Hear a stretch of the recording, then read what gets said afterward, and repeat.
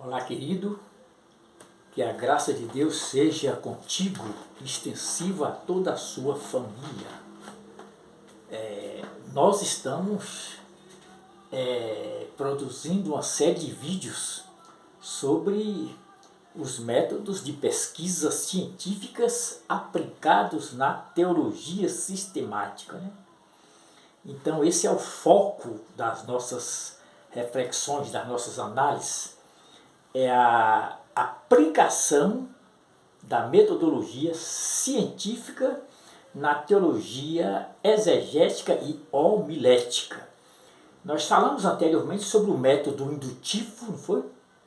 Falamos sobre o método dedutivo. Eu não sei se nós falamos sobre o método hipotético dedutivo. Eu não sei, tenho essa dúvida, né?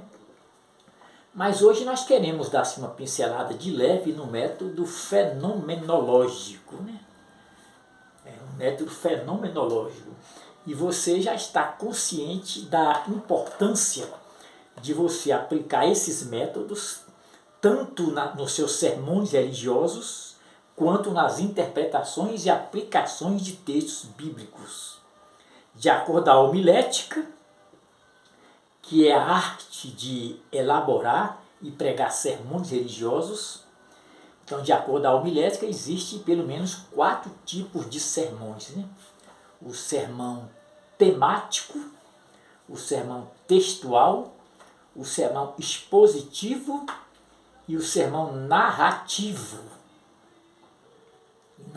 Aí você aplica esses métodos tanto nos seus sermões quanto nos seus estudos bíblicos acadêmicos.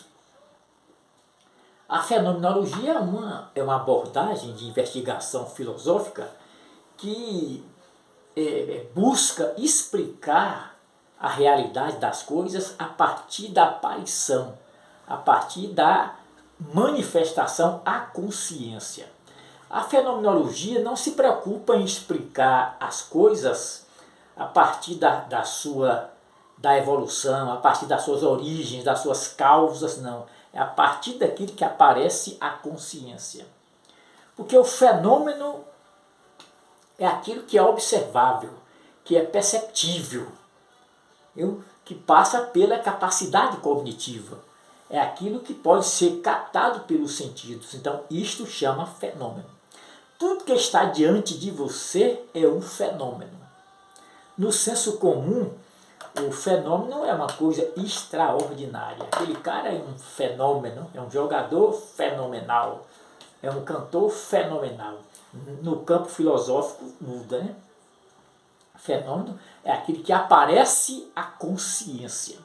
Aquele talentoso pensador, né? Ele é chamado de pai da fenomenologia, Edmundo Husserl. Ele disse que a consciência tem por essência a intencionalidade. Então a intencionalidade é a essência da consciência. Não existe consciência no vazio. Toda consciência é de alguma coisa. Entendeu? Então a consciência é aquilo que aparece. O fenômeno é aquilo que aparece à consciência, aquilo que é perceptível à consciência humana. Agora, como trazer o método fenomenológico para a exégese e hermenêutica bíblica? Como você utiliza esse método nas interpretações e aplicações de textos bíblicos?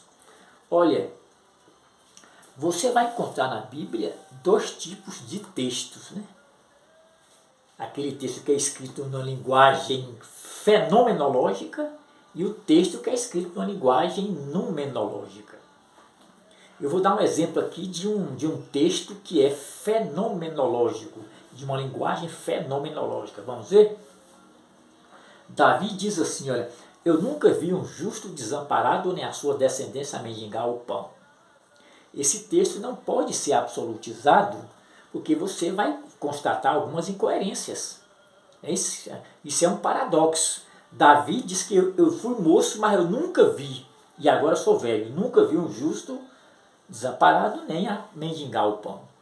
O próprio Davi passou fome. Quando Israel se degradava, saía da presença de Deus, vinha crise financeira, crise de alimentos, e Davi passou fome junto com a nação de Israel, por muitas vezes. Asaf ficou profundamente abatido quando ele questionou a prosperidade do ímpio. Lázaro era justo, era um mendigo. Era justo e era um mendigo. José passou fome no Egito. E Paulo, vamos ver? Vamos ver Paulo, o apóstolo Paulo. Veja o que ele diz. Em 2 Coríntios, no capítulo 11, versículo 27, ele diz assim, olha, ao servir o meu Senhor, eu passei por muitas dificuldades. Fui fadigado, fui afligido, sofri maus trato, sofri naufrágio, sofri calúnia, fui açoitado e por muitas vezes passei sede e fome. Sede e fome. Por muitas e muitas vezes. Então você não pode absolutizar este texto aqui, quando Davi disse que eu fui moço, sou velho, nunca vi um justo desamparado nem a passar fome. Ele mesmo passou fome. Então esse texto ele foi escrito numa perspectiva fenomenológica. Viu? Ele não pode ser absolutizado. Você vai encontrar também na Bíblia texto que foi escrito numa linguagem numenológica. Diferente do fenômeno, porque o fenômeno é aquele que aparece e o número não aparece. O número ele é inobservável, é imperceptível, ele não passa pelos sentidos. A consciência não consegue perceber o número, é diferente do fenômeno. E você vai encontrar o número em vários textos da Bíblia. É aquele texto que foi escrito numa perspectiva divina. Entendeu? Agora o número é o subjacente do texto. Ele está no texto de forma oculta, de forma implícita. E o número é o elemento sagrado do texto. É a presença do divino no texto. Entendeu? Se você tirar o número do texto, o texto vai perder a sua sacralidade. E vai passar a ser um texto comum. Um texto científico, um texto filosófico, um texto jurídico. Ele vai perder a sua sacralidade. Vai deixar de ser um texto sagrado. Entendeu? Então o fenômeno é o que aparece. O número não aparece. Olha, aquele proeminente pensador iluminista, né, grande filósofo, Emmanuel Kant, ele traz uma abordagem sobre o fenômeno e o número. E na concepção kantiana, o número ele é inacessível e incognoscível. Já na hermenêutica e exégese bíblica, o número ele é acessível e é cognoscível. Ele é inobservável. Ele é inobservável. Ele é imperceptível, mas ele é acessível. Ele é cognoscível.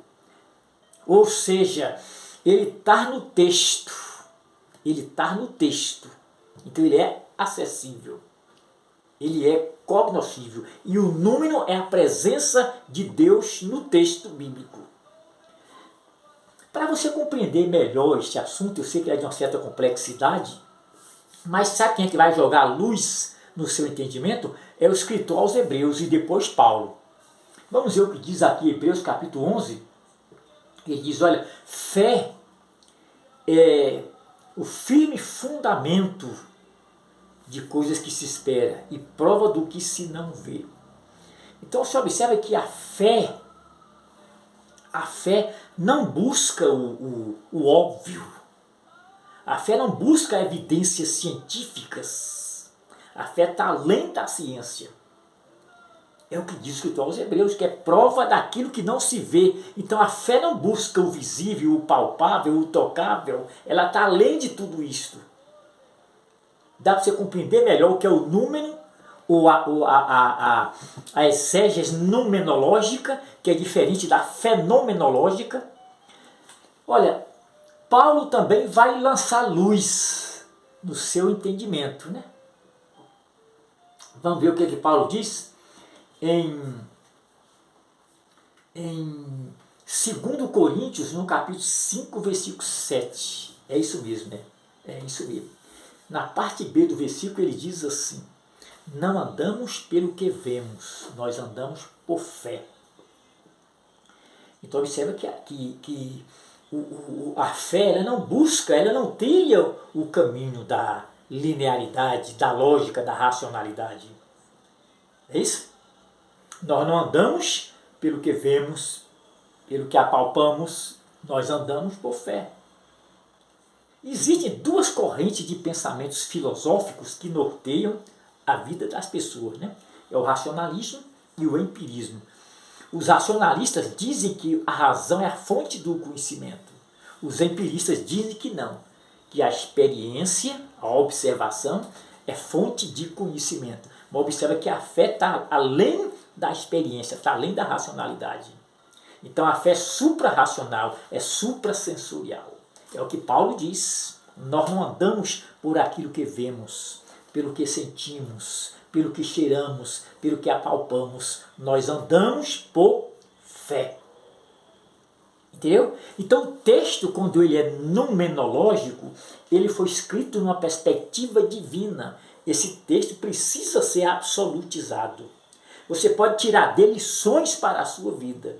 Então esse texto é normativo. Agora o texto, quando ele é escrito numa perspectiva fenomenológica, ele não pode ser absolutizado. Entendeu? Absolutizado. Então, ao fazer as suas leituras bíblicas, ao fazer as suas interpretações e aplicações de textos bíblicos, e até ao fazer os seus sermões religiosos, utilize também o método fenomenológico.